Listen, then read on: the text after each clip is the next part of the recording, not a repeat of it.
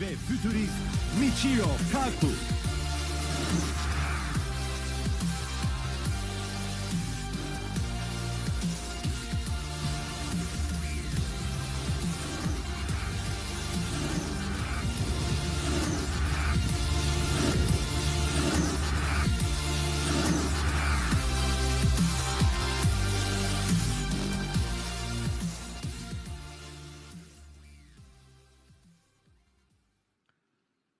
Well, after such a great introduction, I can't wait to hear the speaker myself.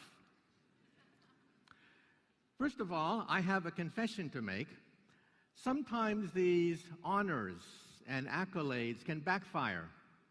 Recently, New York Magazine voted me as one of the 100 smartest people in New York. And I thought, wow, what a great honor. However, in all fairness, I have to admit that Madonna also made that same list. And next year, Lady Gaga is going to push me off the list entirely. Now today, I'm going to talk about the future, your future. It's very dangerous to make predictions. Let me quote from that great philosopher of American baseball, Yogi Berra. Yogi Berra once said, quote, "Prediction is awfully hard to do, especially if it's about the future." Well, that's what I'm going to talk about today. Now, why ask a physicist to talk about the future? Well, we invented the transistor. We invented the laser. We assembled the internet. We wrote the World Wide Web. And don't forget, we invented television. We invented radio. We invented radar, microwaves. In the hospital, we invented the X-ray machine. We invented the MRI scan, the PET scan. In the biology laboratory, we invented the electron microscope. We sequenced the DNA molecule. And don't forget, we created the space program. And we created the GPS satellite. And we physicists love to make predictions. When we helped to assemble the internet, one physicist predicted that the internet would become a forum of high culture, high art, and high society. Well, today we know that 5% of the internet is pornography. But that's because teenage boys log on to the internet. Just wait until the grandmas and grandpas are on the internet. Then 50% of the internet will be pornography. And before I begin, let me give you a cautionary story. Over 200 years ago, we had the great French Revolution. And one day, there were three gentlemen about to have their heads cut off at the guillotine. There was a priest, a lawyer, and a theoretical physicist, just like me, about to lose our head to the guillotine. Well, they put the priest's head on the chopping block, and they asked him, "Do you have any last words?" And he said, "Yes." He said, "Yes." He said, God from above shall set me free." Well, we'll see about that. All eyes were on the blade. They raised the blade. The blade came down, swoosh, and stopped right before it hit the neck of the priest. The crowd gasped. They'd never seen this before. And the crowd said, "Let the priest go. Today, God has spoken. And now let's see about the lawyer." Well, they put the lawyer's head on the chopping block. And they asked him, "Do you have any last words?" And he said, "Yes, yes, maybe the spirit of justice shall set me free." Well, all eyes were on the blade. They raised the blade. The blade came down, swish, and stopped right before it hit the neck of the lawyer. This time, there was dancing in the streets of Paris. People were saying, God has spoken, justice has spoken, and now, let's see about the physicist. Well, they put the physicist's head on the chopping block, and they asked him, do you have any last words? And he said, yeah, I got some last words. And he said, I don't know too much about God, and I know even less about the law, but I do know one thing. If you look up, you'll see that the rope is stuck on the pulley.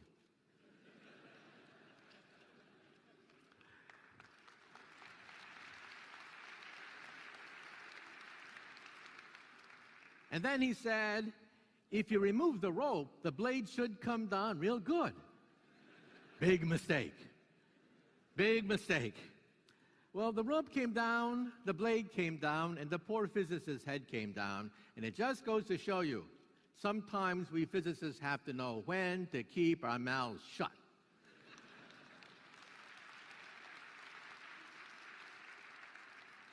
Nonetheless, today I'm going to open the mouths of 300 of the world's top scientists that I've had the privilege of interviewing for BBC television, the Discovery Channel, the Science Channel. My book, Physics of the Future, was an international bestseller, talking about the next 20, 50, 100 years into the future. My previous book, Physics of the Impossible, goes 500 years into the future. That's how far we physicists can see the future, because what do physicists invent? We invent the future. We invented the 20th century, and we are now inventing the 21st century. In this book, I talk about starships, telekinesis, teleportation. I even talk about time travel. And in this book, I answer the question, what happens if you go into a time machine and you meet your teenage mother before you were born, and she falls in love with you? Well, if your teenage mother falls in love with you before you were born, you're in big trouble. But my latest book is about the greatest mystery in the universe, the human mind. The most complex object in the known universe is the human brain. But using physics, we can now, in the laboratory, demonstrate telepathy, mind reading, telekinesis, moving objects with the mind, recording memories, photographing dreams. We can now photograph a dream. In the future, when you wake up, you'll push a button and see the video of the dream that you had the previous night. But you may say to yourself, ha! You guys cannot predict the future. You guys cannot predict the past. Nobody predicted the crash of 2008. Well, that's not quite true. Let's talk about the crash of 2008. First of all, where does wealth come from anyway? Where does wealth come from? Ultimately, wealth comes from science and technology. But science comes in waves, which create waves of wealth. But wealth is restless. It has to go someplace. And where does it go? Often to create a bubble. And when the bubble pops, you get a depression. So let's talk about the waves of innovation. Around 1800, we physicists unlocked the secrets of thermodynamics. We could take a lump of coal and calculate how much energy you can extract from a lump of coal.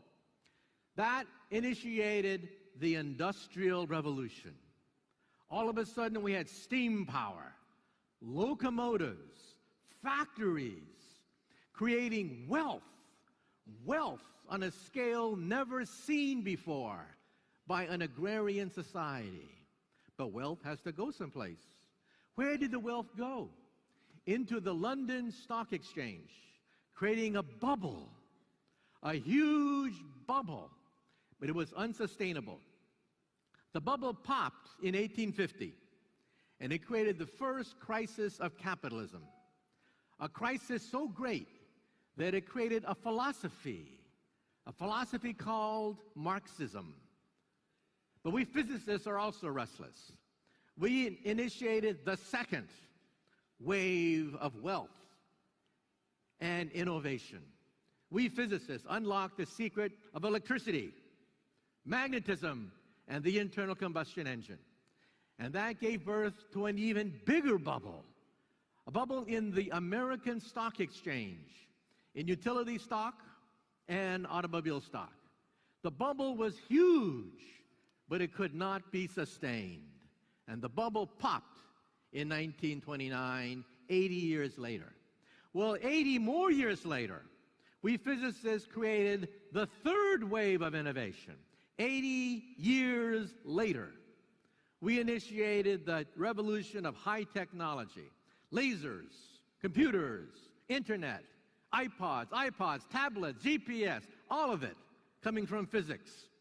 This created an even bigger bubble, a bubble the likes of which had never been seen before.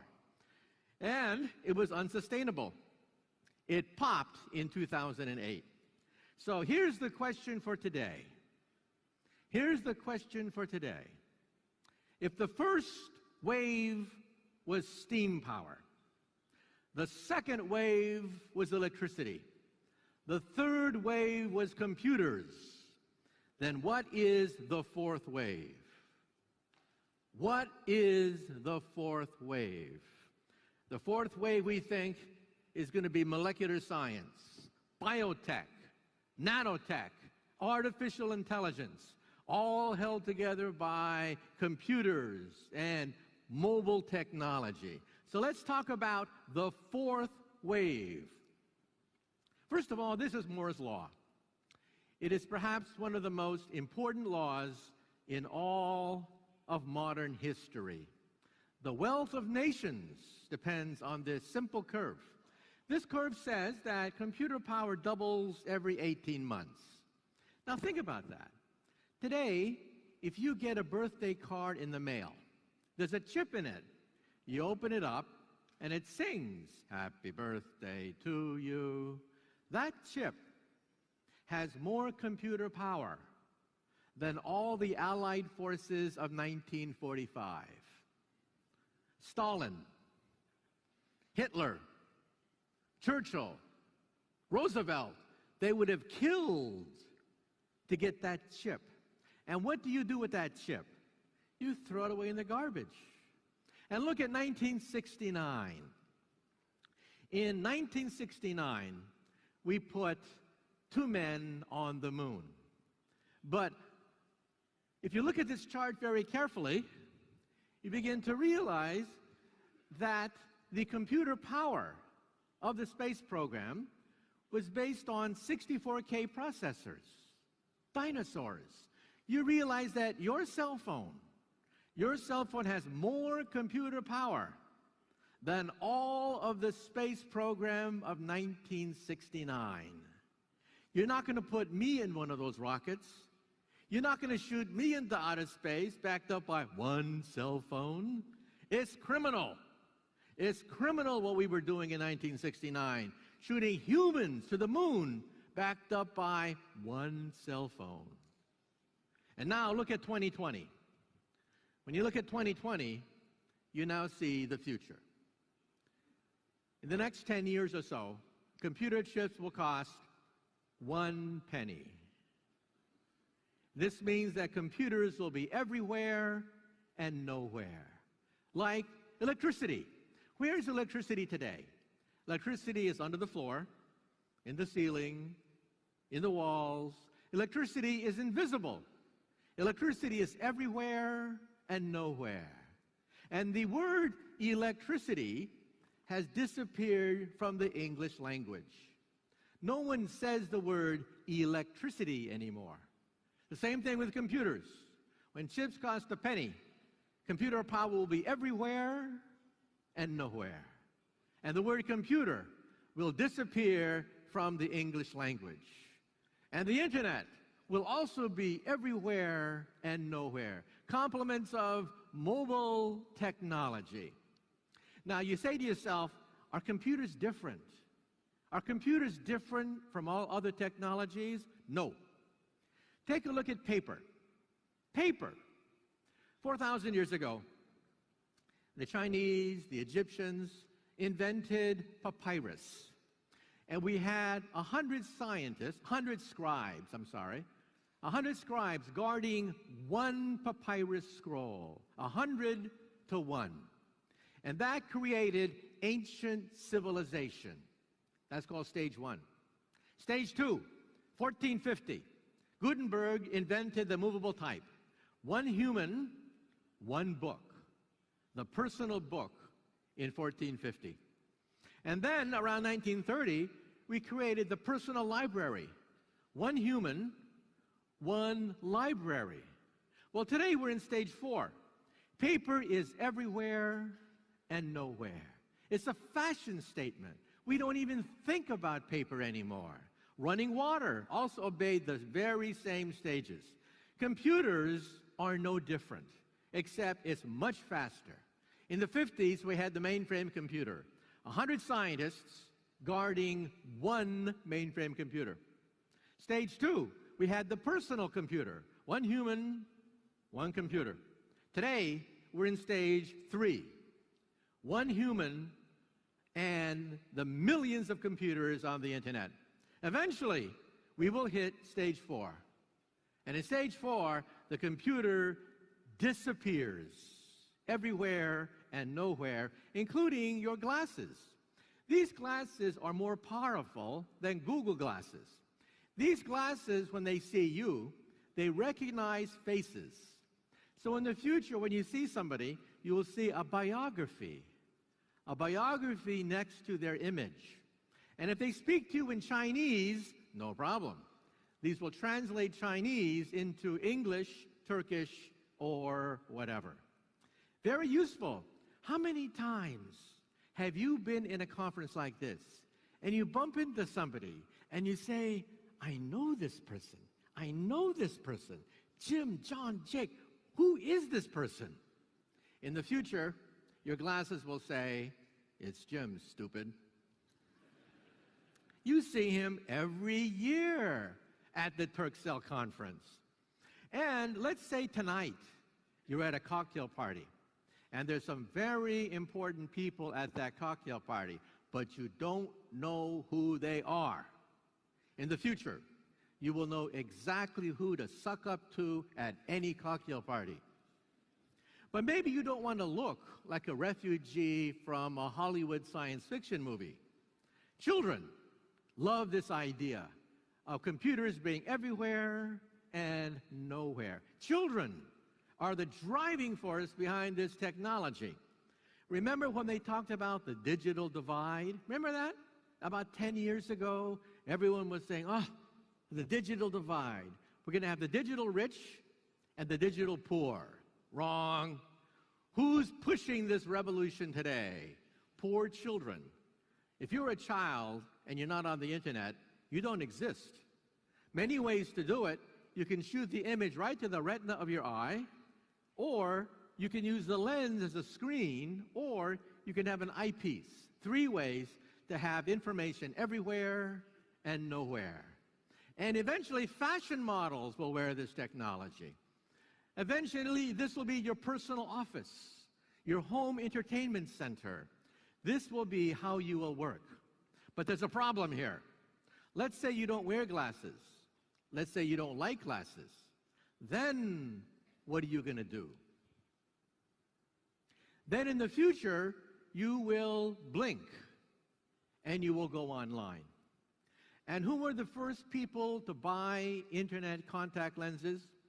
College students taking final examinations. They will blink and see all the answers to my exams right there in their contact lens.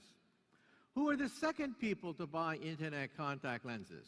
politicians, actors, actresses, so they don't have to have teleprompters giving them their speech when they're on television. Who else will buy these internet contact lenses? Tourists. Because if you're walking through the streets of Rome, there's no more Roman Empire anymore. In the future, as you walk through the Forum, you'll see the Roman Empire resurrected from the ruins in your contact lens. And if you're in the bazaar and you want to buy something, you will know exactly what people are saying because your contact lens will translate into whatever language you want.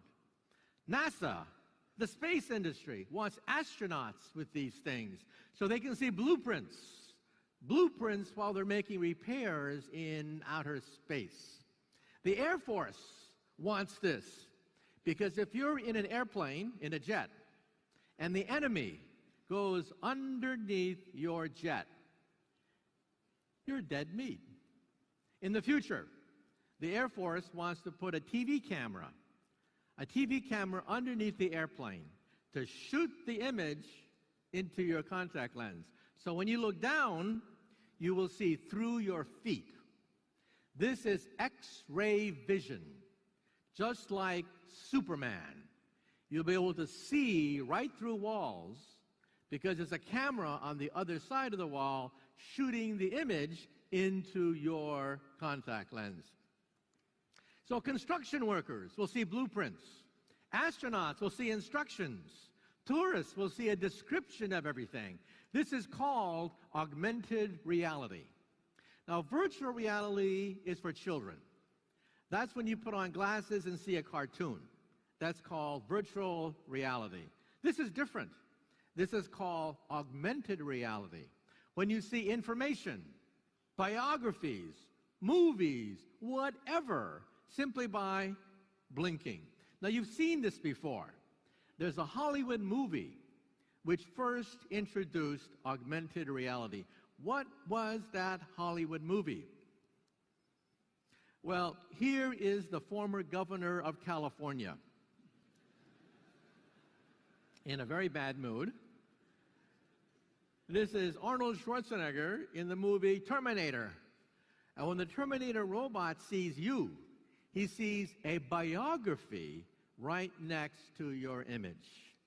And the military has a working version of this. You may say to yourself, isn't this science fiction?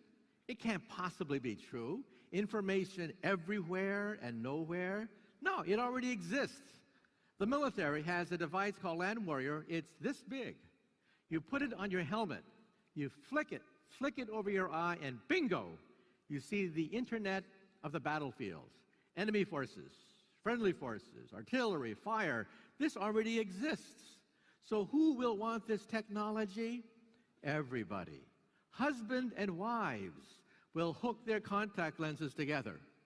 So husbands can see what the wife is seeing, and the wife can see what the husband is seeing. Because we all know that husbands always buy the wrong things. They always do shopping, and they always buy the wrong apple, the wrong pear, the wrong celery.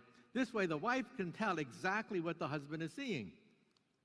Now, this means that we're seeing the digitalization of life.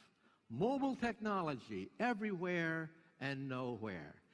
This means that every aspect of life will be digitalized, including money. Money is now being digitalized. The future of money is your cell phone. You will point and click, and that's how you will buy things in the future. Point and click. Beyond that, you will simply blink, and you will buy things.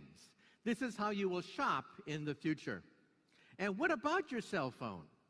Today, if your cell phone has a tiny, tiny keyboard, and you have fat fingers, sorry about that. With fat fingers, you cannot type on a cell phone. So, we scientists have invented e-paper, intelligent paper. You will scroll out from your cell phone as much intelligent paper as you want, a bigger keyboard as you want.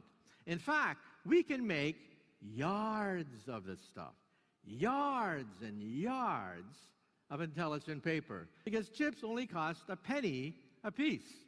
This is the future of wallpaper. Wallpaper in your house will be intelligent because intelligence is almost for free.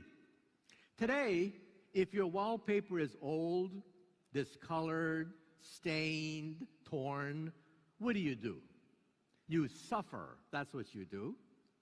In the future, you go to the wall and say, mirror, mirror on the wall, please change color. And let's say it's 4 o'clock in the morning and you feel a pain in your chest. Is it a heart attack? Or is it the pizza you had last night? You go to the wall and say, mirror, mirror on the wall. I want to talk to RoboDoc right now. Boom! RoboDoc appears in your wallpaper. Artificially intelligent, a doctor that accesses the entire internet, giving you almost free medical advice, anytime, anywhere. And let's say you're in a car accident. You're in a car accident, and you need a lawyer real fast. What do? Boom, robo-lawyer appears. Robo-lawyer accesses the entire legal literature, talks to you in plain language, and tells you exactly what the law says. These are called intelligent systems, pioneered by IBM. Intelligent systems take knowledge, specialized knowledge, and make it available almost to everybody. Health costs are rising very rapidly. People are getting older. People are getting sicker. And we need to reduce cost. And we'll do this with artificial intelligence, expert systems that give you almost all information almost for free. So what we're talking about is the digitalization of capitalism. One by one, industries are being digitalized. The first was music, and that had horrible consequences. We told the music industry, watch out. A song is less than a megabyte. The internet will just eat it up. The music industry said, ha, people will always buy music the old-fashioned way. Wrong. You know who controls the music industry today? Who controls the music industry today? It is Apple computers. Apple computers through iTunes. What's the lesson here?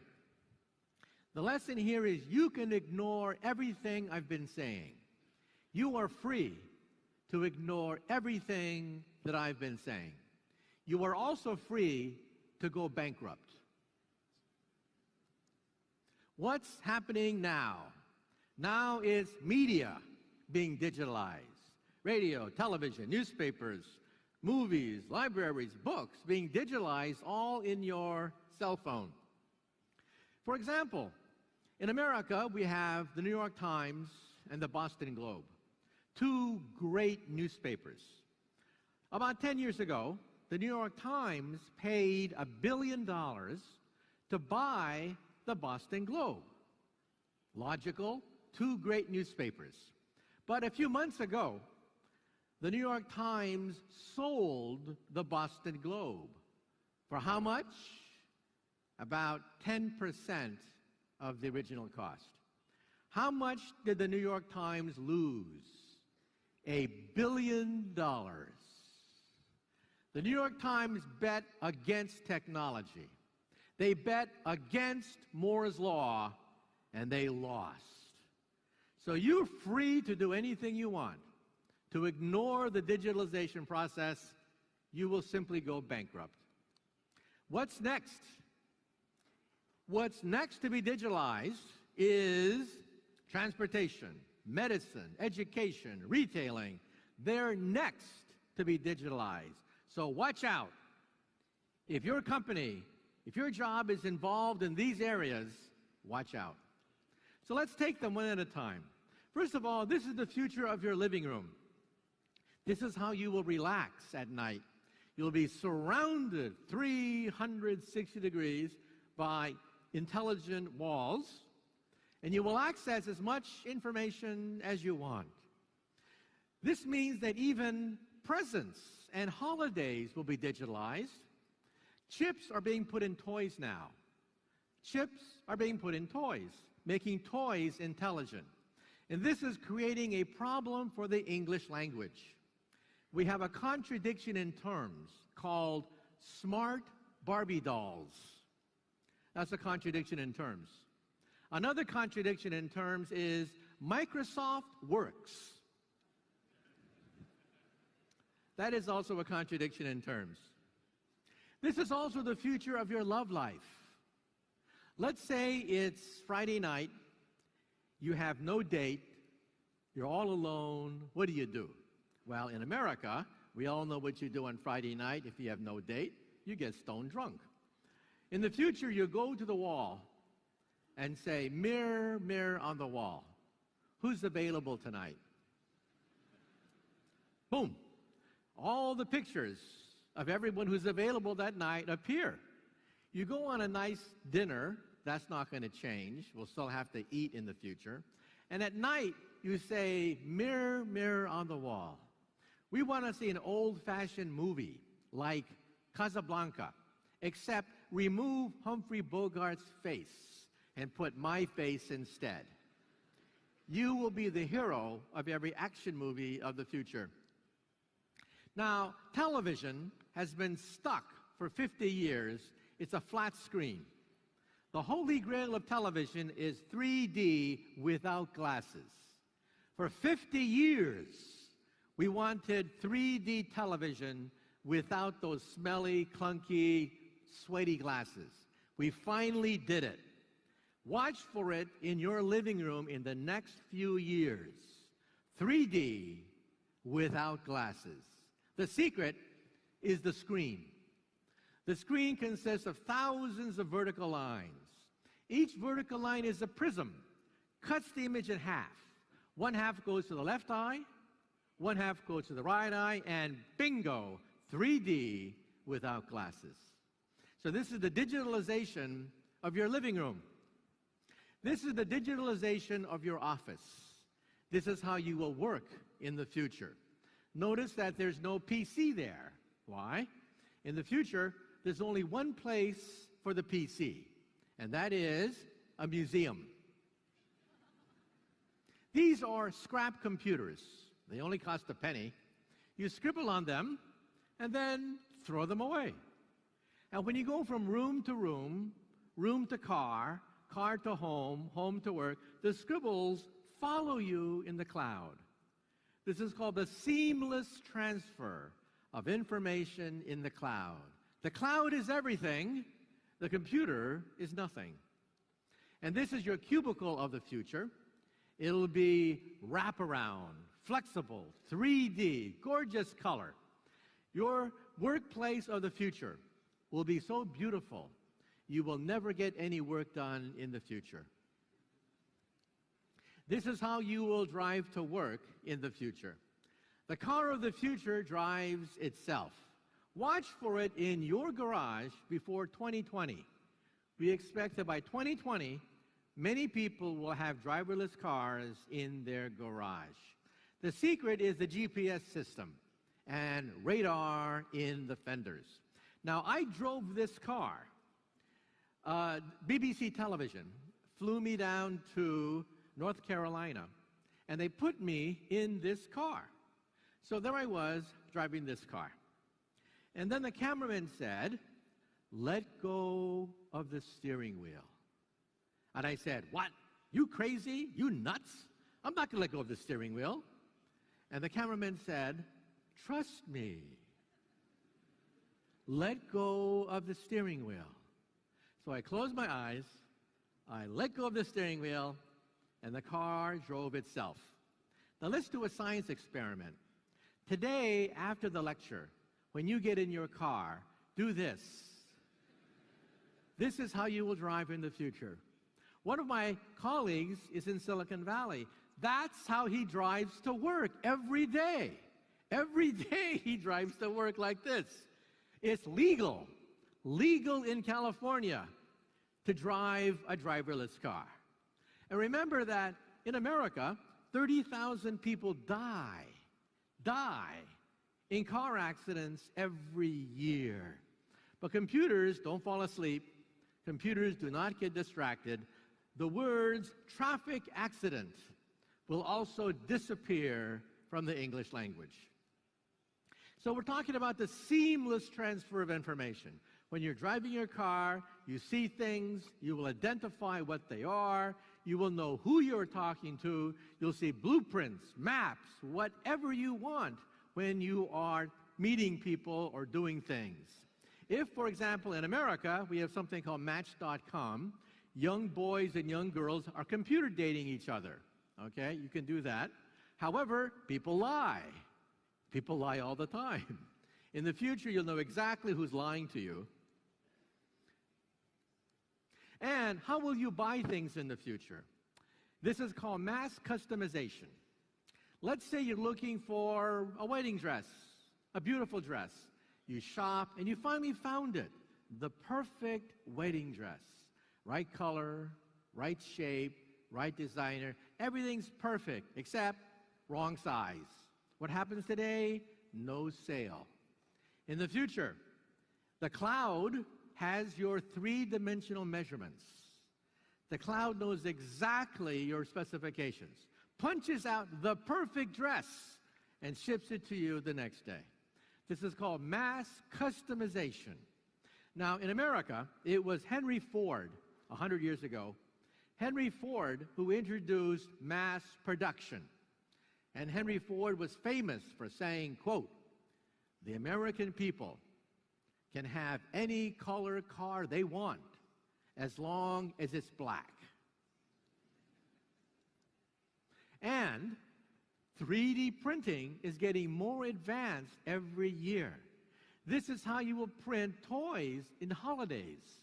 Holiday toys will be printed by downloading the blueprint off email. This is so advanced now, we can even download heart tissue. Living tissue, living flesh can now be punched out using 3D printers. So what am I building up to? What does all this mean? What this means is we're headed for something I call perfect capitalism. What is capitalism? Capitalism is private ownership where prices are set by supply and demand. That's what capitalism is. But you see, supply and demand are imperfect. You don't know who's cheating you. You don't know who has the cheapest price. You don't know what the profit margin is. You don't know these things. You guess. In the future, when you go shopping, your contact lens will scan all the products and tell you who has the cheapest product, who has the best product, what the profit margin is, what do people say about this product, all of that, right, in your contact lens. So the advantage shifts to the consumer. The consumer knows everything about a product. But if you are the producer, if you're the manufacturer, what do? You use data mining, big data, analytics, targeted marketing, and branding. That's how you fight back against the consumer who knows everything about your product. So every revolution has winners and losers. Today, we no longer have blacksmiths. We no longer have wagon makers. But we don't cry. We don't cry that there are no more blacksmiths and no more wagon makers. So in the future, the winner is the consumer. Cheaper prices, better prices, more transparency. The winner is the consumer. And the big question is now, who is the loser? Every revolution has a loser.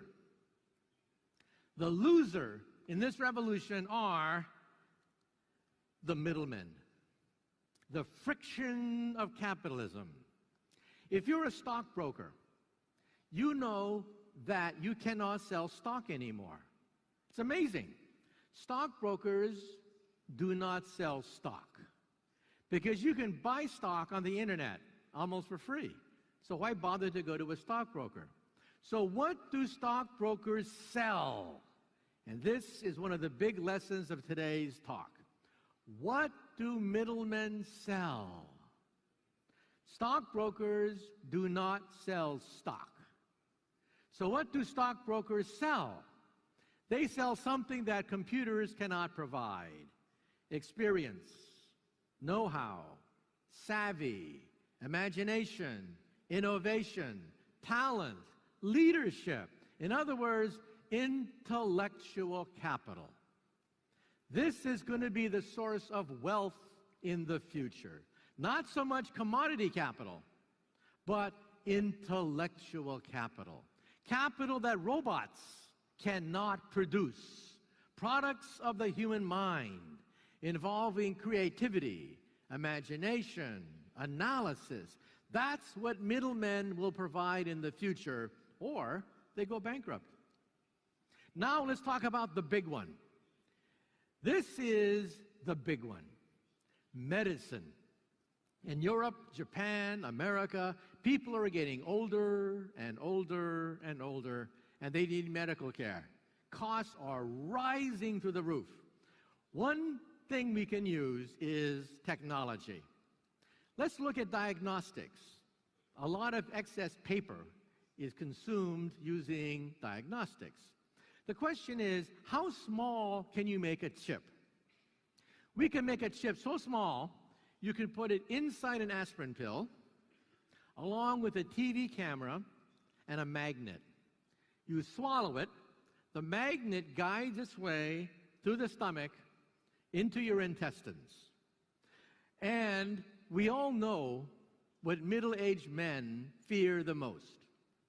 What do middle-aged men fear the most? The C word, colonoscopy. That's when they stick a tube up your rear. But this gives new meaning for the expression, Intel inside.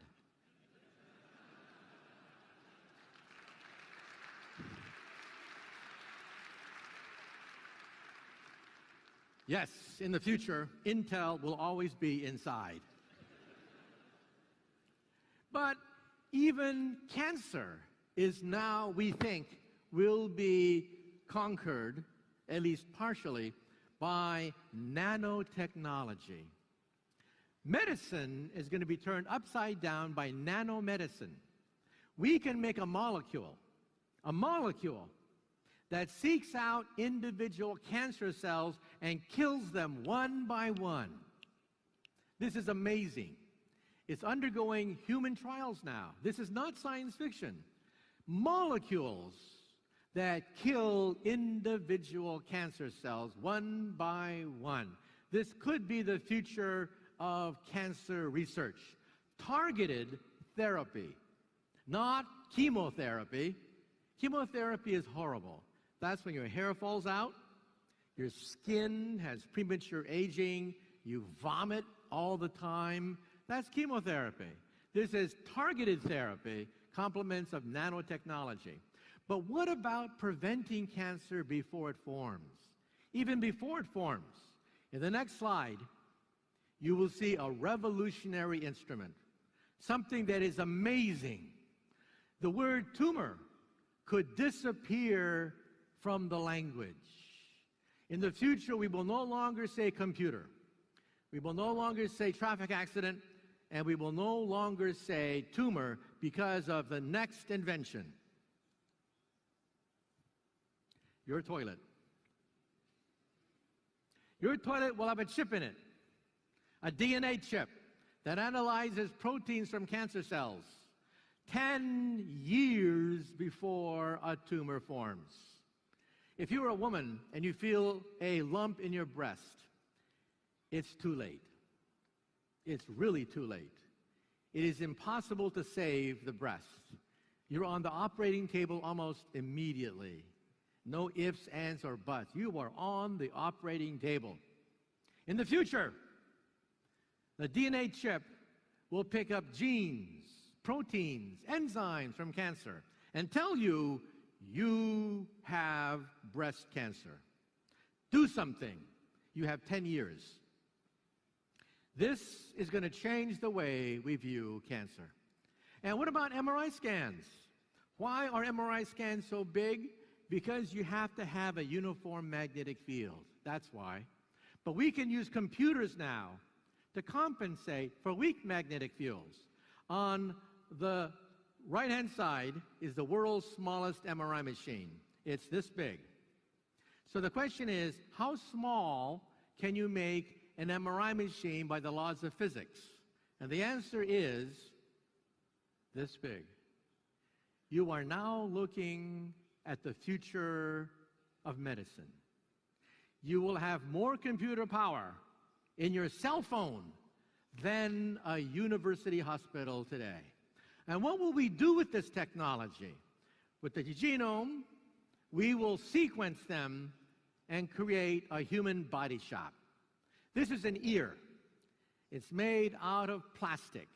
You take cells from your ear, put it in the plastic then allows it to grow.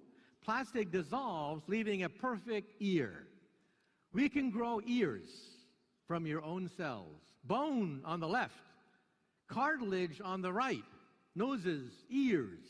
This is a bladder, an entire bladder grown from a young woman's own cells. And this is a windpipe grown from your own cells. And what's next? What is the next organ to be grown? The liver.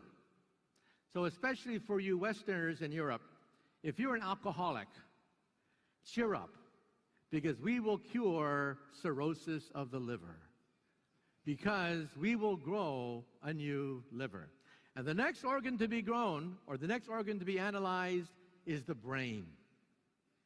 The brain has blood flow that we physicists can now analyze. We can see thoughts ricocheting inside the brain. And we can now tell if old superstition is correct. There's lots of superstition about the brain. One superstition is that when a man sees a pretty girl, he starts to act stupid. It's true. You can show using brain scans that when a man sees a pretty girl, blood drains from his cortex, and he becomes mentally retarded as a consequence. Absolutely true. We measure that in the laboratory now. And you can now connect the brain to a machine. This man is paralyzed, but we connected his brain to a computer. He's totally paralyzed. He cannot even scratch his nose. He can now surf the web, read email, write email, operate his wheelchair, operate household appliances. Even my colleague Stephen Hawking is now being hooked up to a computer mentally. So you can now control mechanical arms, mechanical legs. If you saw the international football games this summer, the man who started the football game in Brazil was totally paralyzed. But at Duke University, they connected his brain to mechanical arms and legs, and he kicked the football. So we're talking about the fact that we're now going to be able to computerize the human body, the digitalization of the human body. So to summarize, the message for today is that under perfect capitalism, we are going from commodity capitalism to intellectual capitalism, where experience, innovation, imagination, know-how, savvy, leadership, creativity will be the currency of the future. So what's the message? You are the winners. You are the winners, because in this room, we have people who represent the cream of intellectual capital. The innovators, the inventors, the entrepreneurs, the dreamers. You are the future. And when I was a child, I had a role model. My role model was Albert Einstein. And let me close by giving you my favorite Einstein story. When Einstein was an old man, he was tired of giving the same talk over and over again. So one day, his chauffeur came up to him, and the chauffeur said, "Professor, I'm really a part-time actor. I've heard your speech so many times, I've memorized it. So why don't we switch places? I will put on a wig. I will put on a mustache. I will be the great Einstein, and you can put on my hat and be my chauffeur. Well, Einstein loved the joke, so they switched places. This went along famously until one day, a mathematician in the back asked a very difficult question. And Einstein thought, oh, the game is up. But then the chauffeur said, that question is so elementary that even my chauffeur here can answer it for you. Thank you very much. You've been a great audience. And remember, you are the future.